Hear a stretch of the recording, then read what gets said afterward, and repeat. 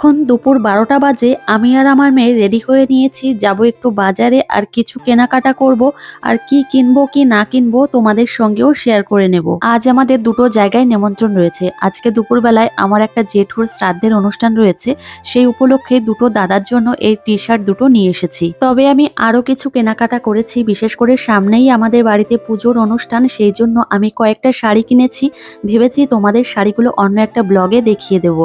দুগ্গা দুগ্গা বলে চলে এসেছি দাদা বাড়িতে, আর আমার মেয়ে এখানে এসে তো কুল পোড়াতেই ব্যস্ত রয়েছে। বাজার থেকে এসে মেয়েকে আবার দুপুরের খাবার খাইয়েছি, সেই জন্য দাদা বাড়িতে আসতে অনেকটাই বেলা হয়ে গেছে, প্রায় 2:30 বেজে গেছে। বাড়িতে বা পাড়ায় কোনো অনুষ্ঠান হলে যাদের সঙ্গে হয়তো বছরের পর বছর দেখা হয় না, কিন্তু সেই অনুষ্ঠানে গেলেই অনেকের সঙ্গে দেখা হয়, সেই জন্য মনটাও বেশ ভালো লাগে। আজকে সকাল থেকেই এত পরিমাণে হাওয়া দিচ্ছে, সেই সঙ্গে ঠান্ডা লাগছে, সেই জন্য রোদ্রে এসে আমরা একটু দাঁড়িয়েছিলাম, কাকিমাও ছিল আমার সঙ্গে। যাই হোক, খাওয়া দাওয়া করতে চলে এসেছি। প্রথমেই পাতে দিয়ে দিয়েছে শুক্তো, আর এদিকে খাওয়া দাওয়া করছে। শুক্তোটা দারুণ হয়েছে রান্না, এমনিতে সমস্ত রান্নাগুলোই খুব ভালো হয়েছে। দাদার থেকে চেয়ে আমি একটা মাছের লেজ নিয়ে নিয়েছি, আর এখন খাচ্ছি, খেতে দারুণ লাগছিল।